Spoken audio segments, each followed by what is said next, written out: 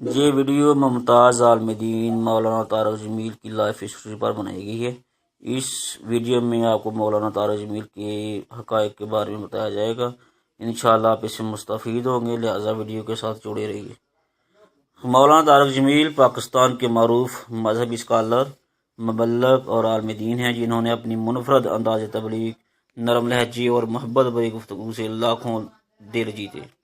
ان کی زندگی کی کہانی جدوجہد، قربانی اور دین کی خدمت سے بھرپور ہے۔ مولانا طارق جمیل یکم اکتوبر 1953 کو پاکستان کے ضلع خانیوال پنجاب کے ایک زمیندار گھرانے سے تعلق رکھتے ہیں۔ ان کا تعلق ایک روایتی اور خوشحال گھرانے سے تھا، جہاں دینی تعلیم کو زیادہ اہمیت نہیں دی جاتی تھی۔ ان کے والد چاہتے تھے کہ وہ ڈاکٹر بنے، اس لیے انہوں نے ابتدائی تعلیم خانیوال کے گورنمنٹ اسکول سے حاصل کی اور بعد میں لاہور کے گورنمنٹ کالج میں داخلہ لیا۔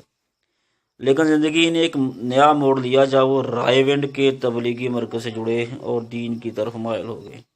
اس تبدیلی نے انہیں میڈیکل کی بجائے دینی علوم کی طرف لے جانے پر مجبور کر دیا۔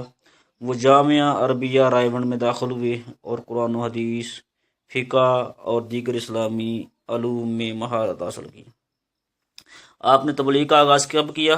اپنی دینی تعلیم مکمل کرنے کے بعد مولانا طارق جمیل نے تبلیغی جماعت کے ساتھ وابستگی اختیار کی اور دین کی اشاعت کا کام شروع کیا۔ ان کا انداز تبلیغ دوسروں سے مختلف تھا۔ وہ سخت الفاظ کی بجائے محبت، نرمی اور عام فہم زبان میں بات کرتے ہیں، جس کی وجہ سے لوگ ان کے بیانات کو بہت پسند کرتے ہیں۔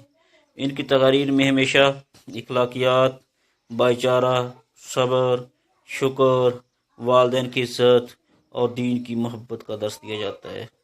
ان کے بیانات صرف عام لوگوں تک محدود نہیں، بلکہ کئی مشہور شخصیات، سیاستدان، کھلاڑی اور شعبہ ستارے بھی ان سے متاثر ہو کر دین کی طرف مائل ہوئے ہیں۔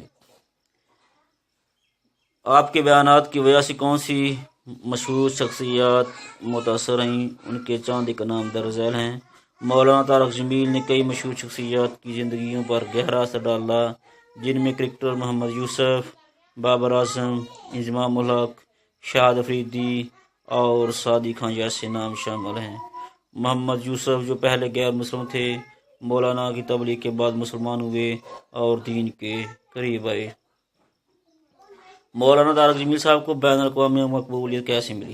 مولانا طارق جمیل نہ صرف پاکستان بلکہ پوری دنیا میں اپنی تبلیغ کی وجہ سے مشہور ہیں۔